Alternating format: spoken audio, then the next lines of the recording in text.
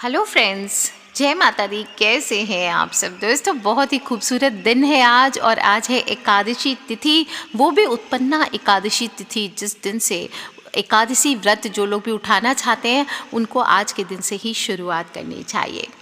दोस्तों, कोई भी एकादशी हो, हमारे धर्म में इसका बहुत ही विशेष महत्व बताया गया है। सभी दुखों का अंत करने वाला बताया गया है, और कहा जाता है कि देवशयनी और देवउठनी एकादशी के बाद सबसे बड़ी एकादशी आती है उत्पन्ना एकादशी।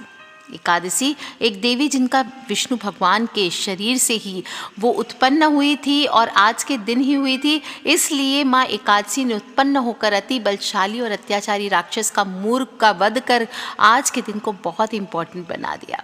और कहा जाता है आज के दिन ही भगवान विष्णु ने माता एकादशी को आशीर्वाद दिया और इस व्रत को पूजनीय बताया था। युधिष्ठिर कहते हैं कि हे भगवान, आपने हजारों यज्ञ और लाख गोदान को भी एकादशी व्रत के बराबर नहीं बताया, सो यह तिथि सब तिथियों में उत्तम कैसे हुई, सो बतलाइए। तब भगवान श्री कृष्ण कहते हैं, हे युधिष्ठिर, इस संबंध में पौराणिक कथा के अनुसार सतयुग में मुर नाम का दैत्य उत्पन्न हुआ। बड़ा बलवान और भयानक था, और उस प्रचंड दैत्य ने इंद्र, आदित्य, वसु, वायु, अग्नि सभी देवताओं को पराजित करके भगा दिया। तब इंद्र सहित सभी देवताओं ने भयभीत होकर भगवान शिव से सारा वृत्तांत कहा और बोले, हे कैलाशपति, मुर दैत्य से भयभीत होकर सब देवता मृत्यु लोक में फिर रहे हैं। तब भगवान शिव ने कहा, हे देवताओं, तीनों लोकों के स्वामी, भक्तों के दुखों का नाश करने वाले भगवान विष्णु की शरण में जाओ, वे ही तुम्हारे दुखों को दूर कर सकते हैं। शिव जी के ऐसे वचन सुनकर सभी देवता क्षीर सागर में पहुंचे। वहाँ भगवान को शयन करते देख हाथ जोड़कर और सभी स्तुति करने लगे। कहा, हे देवताओं द्वारा स्तुति करने योग्य प्रभु, आपको बारंबार नमस्कार है। देवताओं की रक्षा करने वाले मधुसूदन, आपको नमस्कार है। आप हमारी रक्षा करें। दैत्यों से भयभीत होकर हम सभी आपकी शरण में आए हैं, और आप इस संसार के कर्ता, माता पिता, उत्पत्ति, पालन करता और संहार करता हैं। सबको शांति प्रदान करने वाले हैं। आकाश और पाताल भी आप ही हैं। सबके पितामह ब्रह्मा, सूर्य, चंद्र, अग्नि, सामग्री, होम, आहुति, मंत्र, तंत्र, जप, यजमान, यज्ञ, कर्म, कर्ता, भोक्ता सब आप ही हैं। आप सर्वव्यापक हैं। आपके सिवा तीनों लोकों में चर तथा अचर कुछ भी नहीं। हे भगवान, दैत्यों ने हमको जीत कर स्वर्ग से भ्रष्ट कर दिया है, और हम सब देवता इधर उधर भागे भागे मारे मारे फिर रहे हैं। आप उन दैत्यों से हमारी रक्षा करें। इंद्र के ऐसे वचन सुनकर भगवान श्री विष्णु कहने लगे, हे इंद्र, ऐसे मायावी दैत्य कौन है जिसने सब देवताओं को जीत लिया है? उसका नाम क्या है? उसमें कितना बल है और किसके आश्रय में है, तथा उसका स्थान कहाँ है? यह सब आप मुझसे कहिए। भगवान के ऐसे वचन सुनकर इंद्र बोले, भगवान, प्राचीन समय में एक नाड़ी जंग नाम का राक्षस था। उसके महापराक्रमी और लोक विख्यात मुर नाम का एक पुत्र हुआ। उसकी चंद्रावती नाम की नगरी है। उसी ने सब देवताओं को स्वर्ग से निकालकर वहाँ अपना अधिकार जमा लिया है।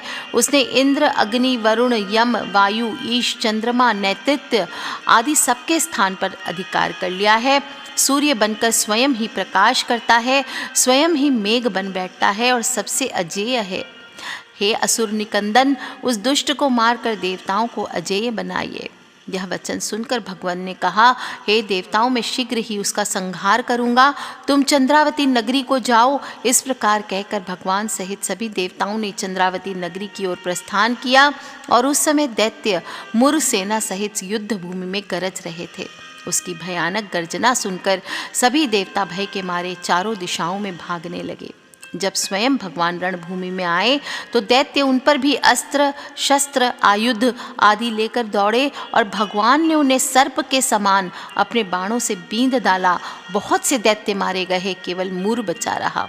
वह अविचल भाव से भगवान के साथ युद्ध करता रहा। भगवान जो भी तीक्ष्ण बाण चलाते वह उसके लिए पुष्प सिद्ध होता। उसके शरीर छिन्न भिन्न हो गया, किंतु वह लगातार युद्ध करता रहा। दोनों के बीच मल्ल युद्ध भी हुआ। इस प्रकार 10,000 वर्षों तक उनका युद्ध चलता रहा, किंतु मुर नहीं हारा। थककर भगवान बद्रिका आश्रम चले गए, और वहाँ हेमवती नाम की सुंदर गुफा थी। उसमें विश्राम करने के लिए भगवान उसके अंदर प्रवेश कर गए। उस गुफा में 12 योजन लंबी थी वह गुफा और उसका एक ही द्वार था और भगवान विष्णु वहां योग निद्रा की गोद में सो गए। मोर भी पीछे पीछे आ गया और भगवान को सोया देखकर उनको मारने को उद्यत हुआ। तभी भगवान के शरीर से उज्जवल कांतिमय रूप वाली देवी प्रकट हुई और देवी ने राक्षस मोर को ललकारा, युद्ध किया और उसे तत्काल मौत के घाट उतार दिया। श्री हरि जब योग निद्रा की गोद से उठे तो सब बातों को जानकर उस देवी से कहा, आपका जन्म एकादशी के दिन हुआ है, अतः आप उत्पन्ना एकादशी के नाम से पूजित होंगी। आपके भक्त वही होंगे जो मेरे भक्त हैं और सभी व्रतों में श्रेष्ठ ये व्रत माना जाएगा। आज से हर एकादशी के दिन आपकी पूजा मेरे साथ होगी और जो भी व्यक्ति एकादशी के दिन आप मेरे साथ आपका पूजन करेगा, व्रत करेगा, उसकी सभी समस्याओं का अंत होगा। वह दिन मार्गशीर्ष माह के कृष्ण पक्ष की एकादशी तिथि का था जो कि उत्पन्ना एकादशी के नाम से प्रख्यात है और इस बार यह शुभ तिथि आज यानी 11 दिसंबर दिन शुक्रवार को है। सभी व्रतों में एकादशी का व्रत सबसे महत्वपूर्ण है और जो भी मनुष्य इस व्रत को करता है उसे सभी व्रतों का फल मिलता है, मोक्ष की प्राप्ति होती है, सभी प्रकार के दुखों का नाश होता है और भगवान विष्णु की असीम कृपा प्राप्त होती है। सभी तीर्थों के दर्शन के बराबर फलों की प्राप्ति होती है और इस व्रत में किया गया जो भी दान होता है उसका फल भी जन्मों जन्मों तक प्राप्त होता है। इस व्रत में जप हो तप हो दान करने से अश्वमेघ यज्ञ के बराबर फलों की प्राप्ति होती है।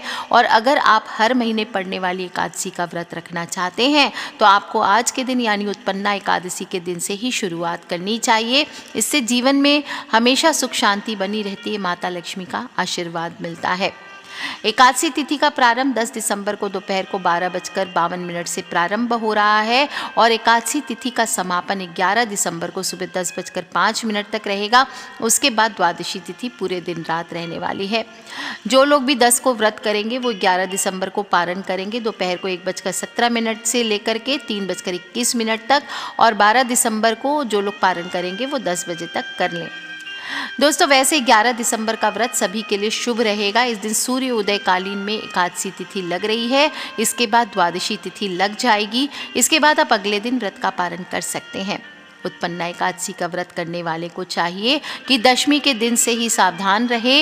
इस दिन हो सके तो रात में पहले तो भोजन करना ही नहीं चाहिए दशमी तिथि की रात्रि को, और करते भी हैं तो सात्विक भोजन करें और फिर ब्रह्मचर्य का पालन करते हुए रात में ओम नमो भगवते वासुदेवाय, ओम नमो भगवते वासुदेवाय, इस प्रकार आपको मन में ध्यान करके विष्णु भगवान का सोना चाहिए।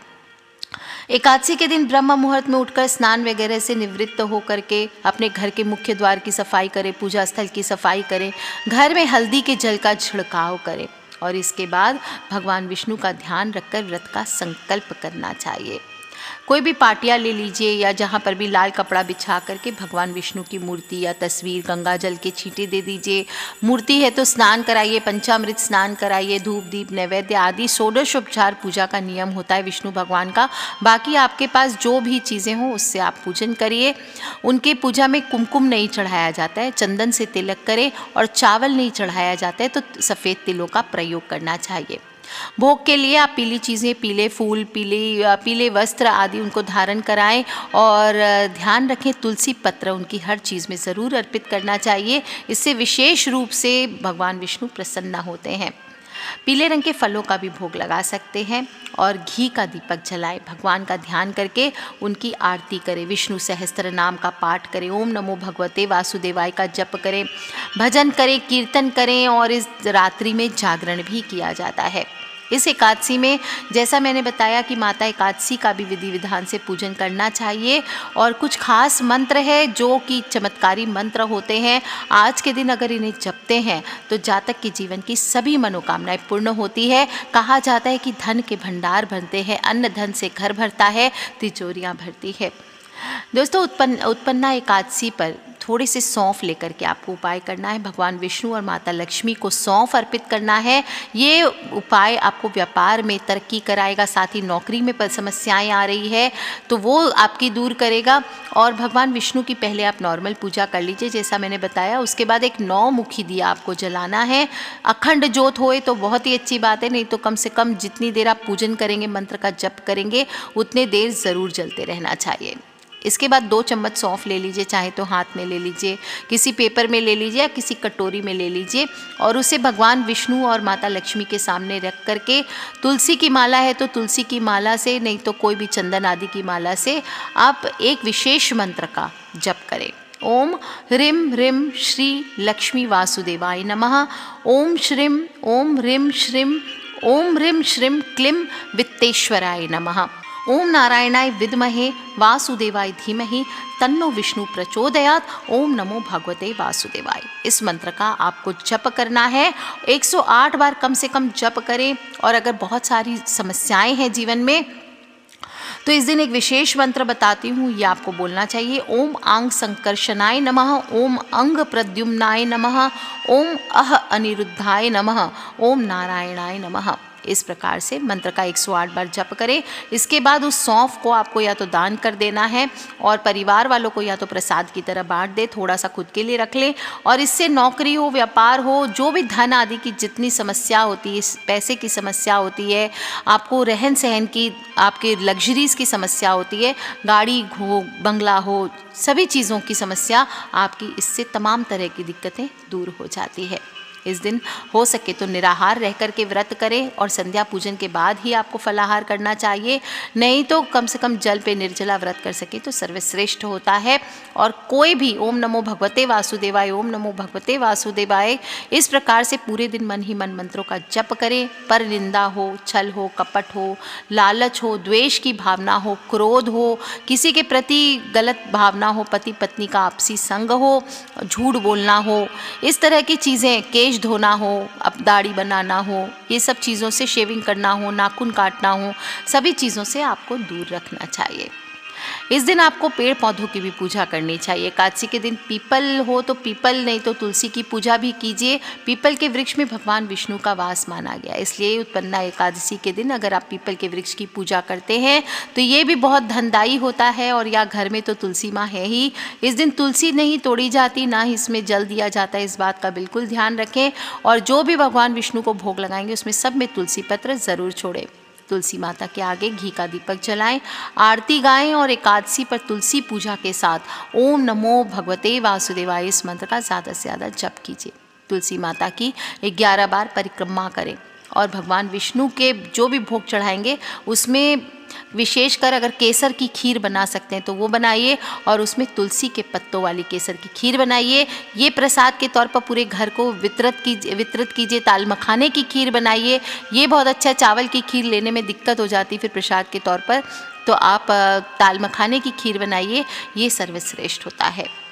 यदि आपका कहीं पैसा फंस गया है तो उत्पन्ना एकादशी के दिन, आज के दिन भगवान विष्णु के आगे घी का दीपक जलाकर पूरब दिशा की ओर मुख करके बैठ जाइए और गीता जी के 11वें अध्याय का पाठ आपको करना चाहिए।